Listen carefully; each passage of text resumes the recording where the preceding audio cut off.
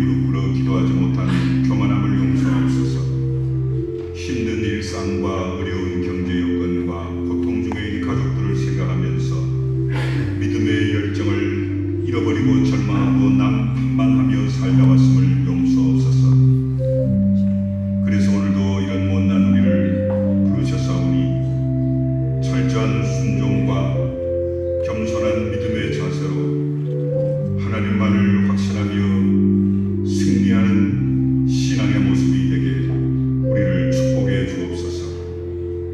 예수 그리스도의 이름으로 간절히 기도하옵나이다.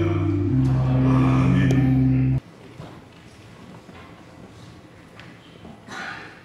영광과 존귀와 찬양을 받으시기에 합당하신 하나님 아버지, 아름다운 봄날에 예쁜 꽃들 사이에 파릇파릇 피어나는 나뭇잎새들이 얼마나 경이로운지요. 하나님의 창조의 위대하심을 소리 높여 찬양합니다. 이 계절에 우리는 과연 우리가 서 있는 자리에서 얼마나 하나님의 영광과 아름다움을 나타내는 존재인지를 돌아보게 됩니다. 그러한 우리를 즉히 사랑하시사 이 시간 위대하신 하나님께 신령과 진정으로 예배드리게 하심을 진심으로 감사드립니다. 하나님의 인자하심과 성령님의 기름 부으심이 이 예배를 드리는 우리 모두에게 함께하여 주옵소서. 부활의 기쁨과 소망으로 가득했던 지난 한 주간이었지만 도마처럼 부활의 주님을 온전히 믿지 못했던 우리의 모습은 없었는지요. 보지 못하고 믿는 자들은 복되다 하신 말씀처럼 우리 모두 복된 자 되게 하여 주시옵소서. 또한 하나님의 자녀로 당당하지 못했던 순간들이 많았으며 하나님과 사람에게 감사할 것보다는 불평과 불만이, 시기와 질투가 내 마음을 옥죄었던 순간들이 많았음을 고백해드립니다. 이 시간 이 모든 잘못된 삶의 모습들을 주님께 내려놓사오니 십자가의 보혈의 능력으로 사하여 주시옵소서. 간절히 오라옵기는 우리의 중심이, 우리의 바람이 그저 세상의 수준에 내있지 않게 하시고 하나님의 나라와 그의 의를 구하는 하나님의 자녀로서의 중심을 가지고 살게 하여 주시옵소서. 중국교회를 지키 사랑하시는 하나님 아버지, 우리의 교우 표대로 믿음대로 될지어다 하는 믿음의 선언이 우리의 마음과 입술의 열매가 되게 하여 주옵소서. 이를 통해 우리 모두 하루하루 삶 속에서 놀라운 하나님의 기적을 체험하며 이를 감사하고 이러한 은혜를 나눌 수 있는 우리 모두 될 수 있기를 간절히 기도합니다. 우리 충주교회의 다음 세대를 위해 기도합니다. 유치부로부터 유초동부, 청소년부, 청년부에 이르기까지 교회 학교에 대한 하나님의 놀라우신 섭리와 비전이 더욱 크게 펼쳐지게 하옵소서. 주님이 주시는 꿈을 품게 하시고 무한한 가능성으로 세상을 다스리는 하나님의 온전한 자녀들이 다 되게 하여 주옵소서. 또한 성령으로 감동되어 헌신하는 신실한 평신 지도자들이 더 많이 세워지기를 간절히 기도합니다. 세계 선교 현장에서 주님의 복음을 전파하시기 위해 모든 삶을 바치시는 선교사님들에게 영육간의 강건함을 허락하여 주옵소서. 선교사님들의 헌신과 충성으로 주님의 나라가 열방에 더욱 힘차게 세워지게 되기를 기도합니다. 이 시간 육신의 질병으로 병원에 입원하시거나 통원 치료하시는 성도님들에 기도합니다. 저들의 아픔과 외로움과 간절함을 들어주시고 위로와 치유의 확신을 주시옵소서. 이 시간 하나님의 말씀을 선포하실 담임 목사님에게 성령의 충만함을 부어주시옵소서. 목사님의 선포하시는 말씀으로 우리의 삶이 복을 받게 하시고 더욱 성결한 은혜가 넘쳐나게 하옵소서. 찬양 중에 거하시는 하나님 아버지, 정성으로 준비하여 하나님께 드리는 임마누엘 찬양대의 찬양을 기뻐 받아 주시옵소서. 찬양을 통한 하나님의 역사하심과 놀라우신 기적을 기대합니다. 우리 충주교회와 우리나라를 늘 사랑하시고 지켜주시는 예수 그리스도의 이름으로 기도합니다. 아멘.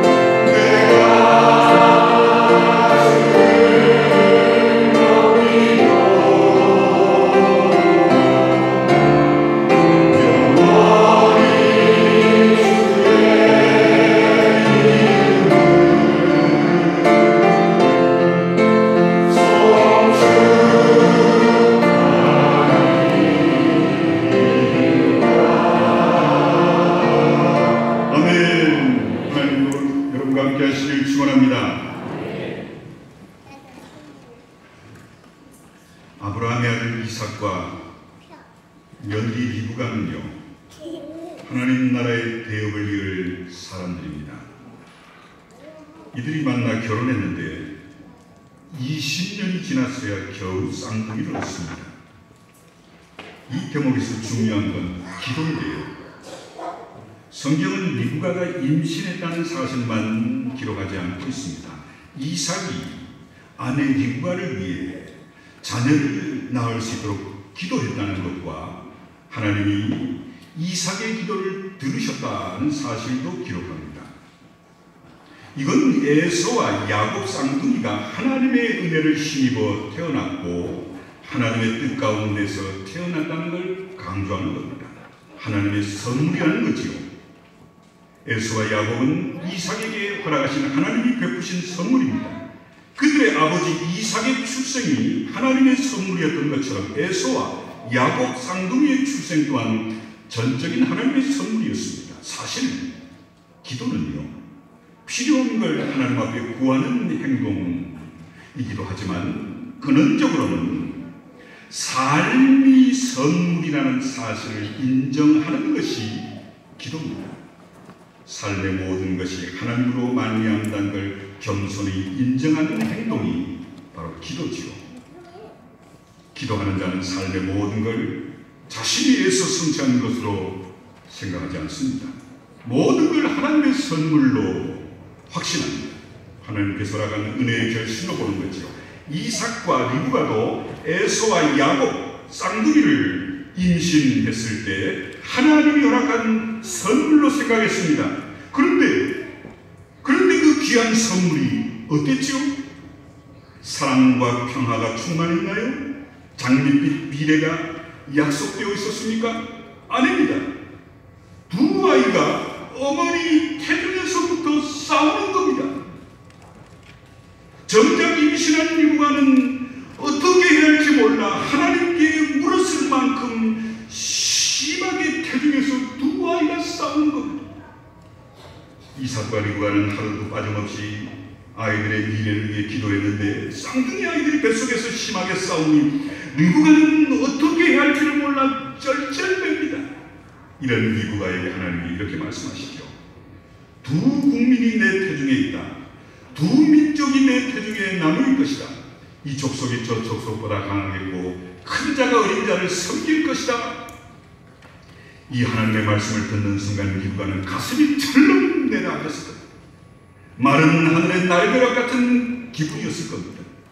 그동안 열심히 임신을 위해 태중의 아이들의 미래를 위해 축복하며 간절히 기도했지요.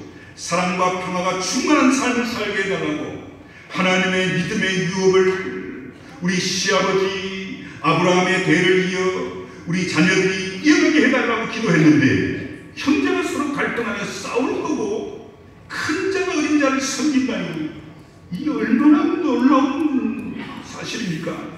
여러분 한번 생각해 보십시오. 이삭과 리브가가 어떻게 아이를 얻었습니까? 기도 응답으로, 그것도 쌍둥이를 허락받지고 기도한 지 20년 만에 은혜의 선물을 받았지 않습니까? 그렇다면 당연히 사랑과 평화가 넘치는 선물이어야지요.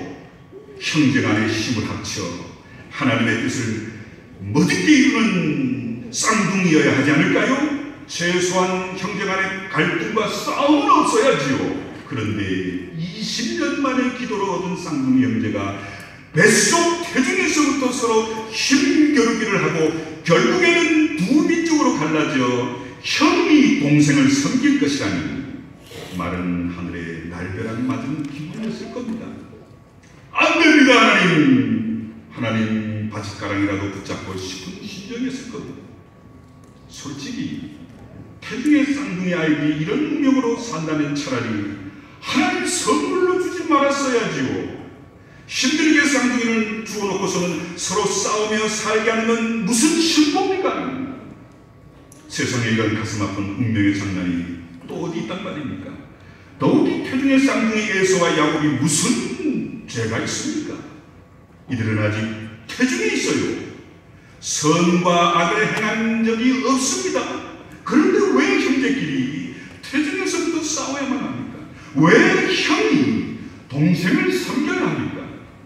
큰 자가 어린 자를 섬길 것이라는 말을 바울은 하나님이 야곱은 사랑하고 에서는 미워했다고 로마서 9장 13절에서 해석했는데, 그럼 왜 선과 악을 행한 것이 없이 하나님께서는 일반적으로 야곱은 사랑하고 형 에서는 미워하는 걸까요? 에서의 입장에서 보면 너무 억울한 일 아닙니까? 동생 야곱의 입장에서도 행복하고 유쾌한 일만은 아니었을 겁니다. 이 일은 부모에게도 가슴 아픈 일이고 쌍둥이 두 아들 에서와 야곱에게도 불행한 일이 분명합니다. 그런데 하나님은 그 일을 지금 하셨어요. 모두를 불행에 빠뜨리는 일을 하나님이 하십니다. 아주 고약한 심보를 가진 놀부나 저지를 만한 일을 하나님이 하십니다. 왜일까요? 도대체 왜 서로 갈등하고 싸우고 갈라지는 운명을 가진 쌍둥이를 이삭의 가정에, 그것도 믿음의 조상 아브라함의 후손 중에 주시는 걸까요? 우리로서는, 이삭과 리브가로서는 이해가 되지 않습니다. 기도해 보고 생각을 거듭해봐도 도무지 이해되지 않는 상황입니다. 성도 여러분, 우리를 향해서 하나님이 하시는 일이 이렇다는 것을 성경은 말씀하고 있습니다. 아무리 인간이 머리를 굴려봐도 도무지 이해되지 않는 것이 하나님이 하시는 일임을 깨달으라 하고 있습니다. 하나님은요, 왜 많고 많은 사람 중에 하필 자기 아내를 누이라고 속이는 그 비겁한 아브라함을 믿음의 조상으로 택하셨을까요?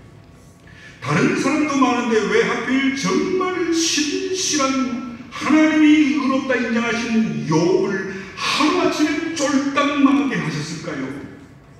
다른 길도 많은데 왜 이스라엘 백성을 광야로 이끄셨을까요?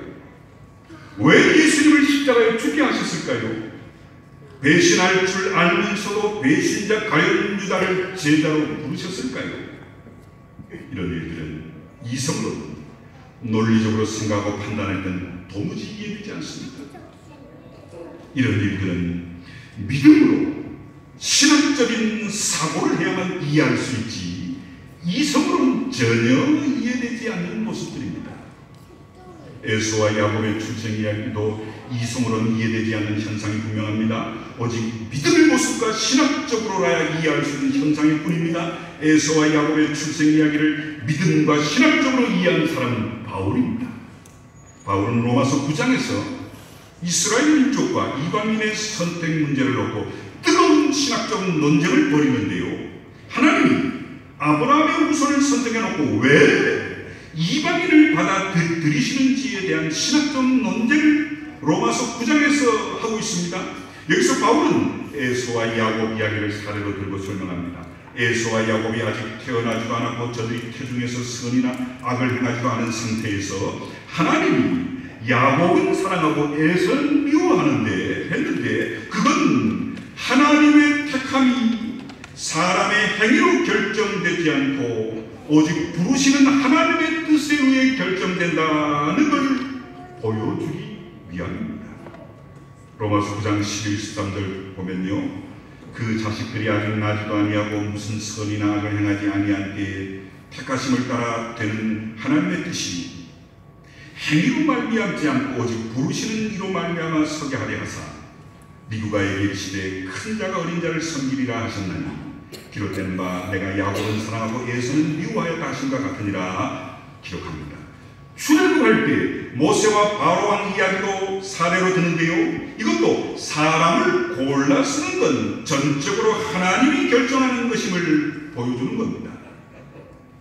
간절히 원하는 자로 말미암는 것도 아니고 열심히 달려가는 자로 말미암는 것도 아니고 오직 긍휼히 여기시는 하나님으로 말미암는다는 걸 바울은 로마서 9장 16절에서 말씀합니다. 토기장이가 진흙 한 덩어리로 하나는 귀 있을 그릇을 하나는 천하게 쓸 그릇을 만들 권한이 있는 것처럼 하나님에게도 그런 권한이 있다라고 로마서 9장 21절에서 기록합니다. 결국 바울이 말하는 건 이겁니다.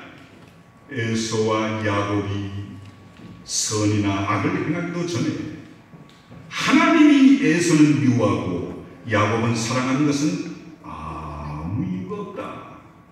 단지 하나님이 그렇게 결정하신 것 뿐이다. 이 얘기를 합니다. 당사자의 행위와 아무 상관없이 에서는 미워하고 야곱은 사랑하기로 하나님이 결정했다는 겁니다. 그게 전부입니다. 이것이 에서와 야곱의 출생에 담긴 첫 번째 진실임을 성경은 말씀하고 있습니다. 그런데 이게 전부가 아닙니다. 이보다 더 중요한 두 번째 진실이 있는데요. 바울이 에서와 야곱 이야기를 통해 말하는 두 번째 진실은 로마서 9장 6절 7절에서 이렇게 말합니다. 그러나 하나님의 말씀이 폐하여진 것 같지 않도다. 이스라엘에게서 난 그들이 다 이스라엘이 아니요 또한 아브라함의 씨가 다 그의 자녀가 아니라 오직 이삭으로부터 난 자라야 내 씨라 불리리라 하셨으니 이렇게 말씀을 하는데요. 이 말씀은 한마디로 얘기하면요, 아브라함의 후손이라고 전적으로 자동적으로 하나님의 자녀가 되는 게 아니라는 말씀입니다. 아브라함의 후손이라는 것이 중요한 게 아니라 하나님의 은혜를 받는 것이 중요하다, 그 말씀입니다. 창세기가 이야기하는 것도 바로 이겁니다. 하나님이요, 아브라함에게 25년이라는 시간 동안 자식을 주지 않고요, 25년 전에요, 무슨 명령을 했냐면 할례를 하라. 할례를 하면 그 즉시로 아이를 줘야 되나요? 아브라함의 아내 사라의 생리가 끊어진 후에 이삭을 주신 건 바로 이 이야기를 증거하는 겁니다. 약속의 후손은 아브라함과 사라가 낳는 게 아니라 하나님이 허락하셔야만 가능한 것이다. 약속의 후손은 아래로부터 나는 게 아니라 위로부터 난다는 것을 말씀하시기 위함입니다. 그런데요, 하나님은 거기서 끝내지 않으셨어요. 에서와 야곱의 출생을 통해 또다시 같은 이야기를 하고 계시는데요, 이번엔 더 극적인 방법으로 이야기하십니다. 아예 같은 날 같은 뱃속에서 두 아이가 잉태하게 합니다. 여기에서 중요한 배경이 깔려 있는데요, 예나 지금이나 아이가 잉태되는 순간의 별자리와 아이가 엄마 뱃속에서 지낸 환경이나 태교가 아이의 운명에 결정적 영향을 미친다는 생각이 널리 퍼져 있잖아요. 이건 보편적인 생각입니다. 물론 이건 허풍이 아니라 상당히 근거가 있죠. 이런 배경 위에서 쌍둥이를 생각해 보십시오. 쌍둥이는 잉태되는 순간의 별자리도 같고 뱃속의 환경도 같으니 자연스럽게 쌍둥이는 같은 운명을 타고 날 거라는 생각을 하잖아요. 다른 사람을 몰라도 쌍둥이는 같은 운명을 타고 태어날 거니 두 아이가 똑같이 하나님의 자녀가 될 거라고 생각할 수 있습니다. 성도 여러분, 에서와 야곱 이야기는 바로 이 생각을 깨뜨리고 있습니다. 두 아이 중 하나는 하나님의 자녀가 아닌 자로 살게 되고 쌍둥이인데도 하나는 하나님의 자녀로 살게 된다고 말하고 같은 어머니 뱃속에서 태어난다 해도 그것이 하나님의 자녀가 되는 걸 보장하지 않는다는 획기적인 말씀을 하고 계십니다. 사실 이삭 때에는 누구 배에서 태어나느냐가 운명을 좌우했습니다. 사라에게서 태어나는 자야 아브라함의 후손이 된다 말씀하셨잖아요. 하갈에게서 태어난 자는 하나님의 자녀가 아니다라고 말씀하셨죠. 그런데 에서와 야곱 때에는 그마저도 깨어지고 있습니다. 같은 어머니 뱃속에서 태어난다 해도 그것이 하나님의 자녀가 되는 걸 보장할 수 없다는 얘기입니다. 결론적으로 성경은 이런 얘기를 하고 있습니다. 혈통이나 행위가 하나님의 자녀 되는 것에 아무런 영향을 미치지 못한다. 하나님의 자녀가 되는 것은 전적으로 하나님께 달려있지 다른 어떤 것에도 달려있지 않다는 걸 말씀합니다. 그런데요, 이 이야기는 정말 교회가 눈만 뜨면 하는 얘기입니다. 여러분도 아마 수천 번 들었을 겁니다. 그런데 우리가 이 구원의 진리를 제대로 아는 걸까요? 교리로는 잘 알지요. 실제로는 이 진리를 붙잡고 사는 사람이 별로 없는 것 같습니다. 여러분 주변에 사는 얘기를 들어보세요. 쟤네 부모는 신앙이 좋은데 쟤는 저 모양이야 믿음이. 저 사람은 아무리 전도해도 신앙생활을 하긴 글렀어 하는 행동을 보니 싹수가 노랗잖아. 아이고 형제님은 예수 믿어야겠네요. 얼굴 인상이 다 예수 믿게 생겼어요. 이런 얘기들을 들어보셨지요? 귀에 익숙한 말들입니다. 그런데 구원의 진리에서는 맞는 말일까요? 거리가 먼 말입니다. 다들 귀에 딱지가 떨어지도록 들어안다고 생각하는데요. 그렇지 않습니다. 혈통이나 행위가 하나님의 자녀되는 것에 아무런 영향을 미치지 못합니다. 이 진리가 무너지면 구원의 토대가 무너지고요. 구원의 역사 전체가 왜곡될 만큼의 중요한 구원의 핵심 진리가 무너집니다. 기독교 신앙을 다른 여타의 신앙과 구별하게 해주는 중심축이기 때문이죠. 이 진리가 이처럼 중요하기에 이 진리 하나를 가르치기 위해 하나님께서 아브라함의 나이 100세가 되었어야 그의 아내 사라가 생리가 끝난 다음에서야 이삭을 얻게 하신 수고를 하신 거고요. 리브가의 뱃속에 싸우는 쌍둥이를 잉태시키는 귀한 일을 하신 겁니다. 이 진리를 확고하게 붙잡은 바울은 이렇게 권고합니다. 하나님이 하시는 일에 대해 사람이 가타부타할 수 없습니다. 하나님이 왜 나에게만 불공평하시다고 항의하거나 불평할 수도 없습니다. 에서와 야곱의 인생을 왜 그렇게 결정했느냐고 항의할 수 없다는 겁니다. 자신의 인생이 억울하고 분해도 겸손히 받아들여야 한다는 얘기죠. 그렇게 하는 것이 하나님의 주권을 인정하는 거고요. 그렇게 하는 것이 나를 향한 하나님의 자유를 인정하는 것임을 성경은 말씀합니다. 인간적으로는 말도 안 되는 경우입니다. 도저히 받아들일 수 없지요. 그런데 놀랍게도 이것이 성경이 말씀하는 믿음의 중심임을 깨달으시길 간절히 축원합니다. 그런데 놀랍게도 이것이 성경이 말씀하는 믿음의 중심을 우리 다시 깨달아야 되는데요.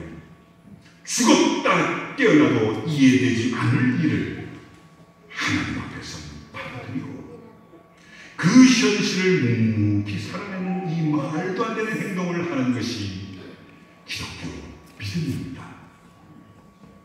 부당하기 이를 데 없는 일이 벌어졌음에도 하나님의 주권과 자유를 인정하고 입을 꾹 다물 뿐만 아니라 그런 하나님을 예배하고 찬양하는 이 정신나간 행동, 이것이 바로 기독교의 믿음입니다. 물론 미처 정신나간 행동을 하는 건 아닙니다. 믿음으로 그 삶이 바로 깨어있기에 세상적으로는 이성적으로는 말도 안 되는 행동을 하는 겁니다. 내 이성으로는 측량할 수 없는 하나님의 섭리와 뜻하심을 신뢰하기에 세상 사람들은 정신나갔다 미쳤다고 하는 행동을 우리 믿음으로 하는 겁니다. 들어보셨을 겁니다. 송명이라는 뇌성마비 시인을 그분의 가사로 복음성가가 여러분도 부르셨어요. 자기 힘과 의지로 자신의 몸을 움직일 수도 없고요. 글을 쓸 수도 없고 말을 자유롭게 할 수 없는 몸을 갖고 태어났습니다. 이 송명희 씨.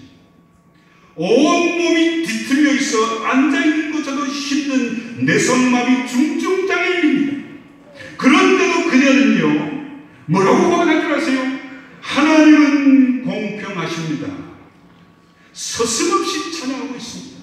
말이 됩니까 여러분? 미친 거 아닙니까 이 사람? 또 뭐라고 고백하는 줄 아세요? 하나님이 자신을 누구보다 사랑한다라고 고백하고 찬양하고 있습니다. 성도 여러분, 이렇게 고백한다는 건 정신나간 행동이 아니라요. 이런 정신나간 행동이 바로 믿음의 모습임을 깨달으시길 간절히 축원합니다. 서울 다드림 교회를 섬기는 김병년 목사님이라는 분이 있는데요. 타교단 목사님입니다. 나이 40에 35살 아내가 쓰러지는 아픔을 겪는데요. 셋째 아이를 낳고 며칠 되지 않아 아내가 쓰러졌답니다. 그 후로 8년 동안 자리에서 일어나지 못하는 병을 앓고 있고요. 말도 한마디 못한답니다. 이런 심각한 병을 앓고 있는 아내를 간호하면서 새 아이를 뒷바라지하면서 목회를 하고 있습니다. 그 목사님의 삶은 사는 게 아니죠. 그저 살아내고 있는 실정입니다. 그런데 진한 아픔과 상실과 고통으로 뒤엉킨 일상을 살아내면서 이 목사님이 복음과 상황이라는 기독교 잡지에서 뭐라고 쓰고 있는 줄 아세요? 아내의 질병으로 인한 생활의 불확실성이 하나님을 더 깊이 만나는 기회가 되었습니다. 이어서 그는요, 아픔은 일상을 하나님의 성소로 만들었습니다. 아픔은 비전에서 사랑으로, 미래에서 현재로, 열정적인 추구에서 수용적인 은혜로 나를 바꾸었답니다. 중요한 마지막 고백을 그는 이렇게 쓰고 있습니다. 내 경우 믿음은 불확실함을 걷어내는 도구가 아니라, 내 경우 믿음은 불확실함을 견디고 하나님의 인재를 경험하는 도구였답니다. 인간적으로는 정신 나간 삶입니다. 욥의 아내처럼 하루아침에 10 아이들이 집이 무너져 다 죽어버리고 재산은 다 날아가고 온몸에 악성 종양 피부병에 걸려 잿더미 위에 앉아있는 남편을 쳐다보면서 욥의 아내가 하나님을 원망하고 나가 되잖아, 그래야 마땅합니다. 그런데 오히려 하나님을 더 깊이 만나는 은혜를 입었다고 고백하고요, 하나님 앞에서도 무릎 꿇을 수 있었다고 고백하고 있습니다. 성도 여러분, 이게 믿음입니다. 그렇게 말도 안 되는 일을 하게 하는 것이 하나님의 실력입니다. 하나님께 우리가 인간적으로는, 이성적으로는 돌을 던져야 마땅한데 돌을 던지기는커녕 오히려 하나님의 신비한 사랑을 노래하게 하고 그 앞에 무릎 꿇게 하는 것이 믿음입니다. 이런 하나님이요, 오늘 우리를 하나님의 자녀로 아무 이유 없이 부르셨습니다. 혈통이 좋아서 부른 것도 아니고요, 성품이 훌륭해서도 아니고요, 열심히 남달라서 저를 목사로 부른 게 아닙니다. 단지 우리를 하나님의 자녀로 하나님이 부르셨고요, 하나님이 하나님의 종으로 부르셨습니다. 솔직히 자신과 내가 처한 상황에 눈꼽만치도 불평, 원망이 없는 사람이 있을까요? 나는 왜 저런 부모를 만났을까? 나는 왜 키가 요 모양일까? 나는 하체가 한 5cm만 더 길었으면, 나는 그 얼굴이 조금만 더 가늘었으면, 내가 머리가 조금만 더 좋았으면, 이런 생각 한 번도 안 해보셨어요? 그런데 사랑하는 여러분, 학생 여러분, 오늘 여러분이 그 모양 그 모습으로 그 부모 밑에서, 그 상황에서, 주변의 여건 속에서, 죄송합니다, 정말 고통스러운 병 가운데서 생활하는 건요, 하나님의 실력입니다. 하나님이 그렇게 하신 겁니다. 여러분이 비워서 아닙니다.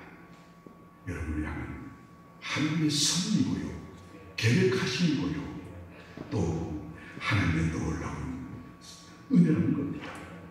그러므로 사랑하는 성도 여러분, 어린이 여러분, 학생 여러분, 청년 여러분, 여러분은 지금 그 자리에서 그 모습으로 부르신 하나님의 섭리와 뜻을 신뢰하시길 간절히 축원합니다.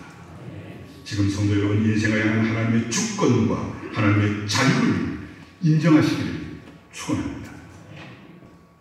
여러분을 향한 하나님의 섭리와 계획하심을 전적으로 신뢰하시기를 간절히 축원합니다.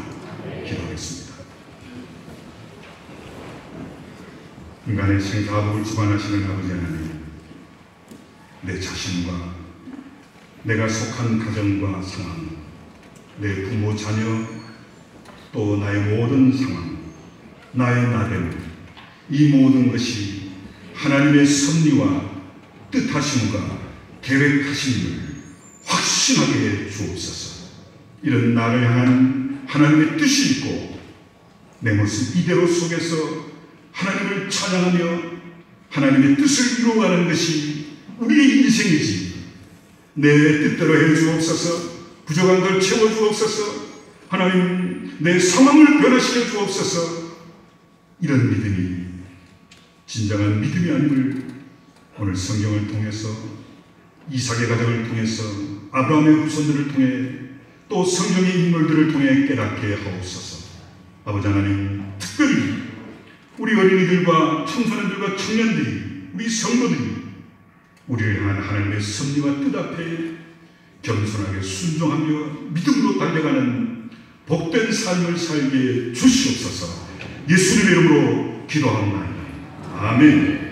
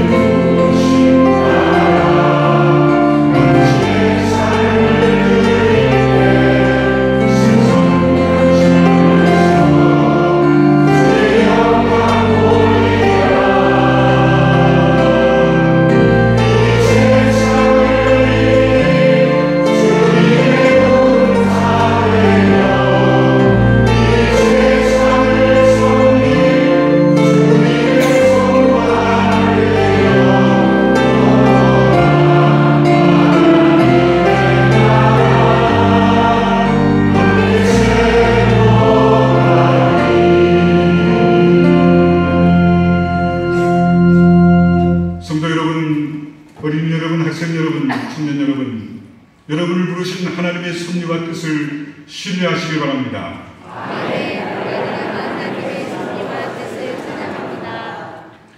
이제는 우리 주 예수 그리스도의 크신 은혜와 아버지 하나님의 그 놀라우신 사랑하심과 성령의 함께하심이 나를 향한 하나님의 섭리와 뜻 앞에 겸손하게 믿음으로 내 인생을 끝까지 달려가는 우리 온 성도들, 우리 어린이들, 학생들, 청년들 되게 주옵시기를 간절히 축원하옵나이다.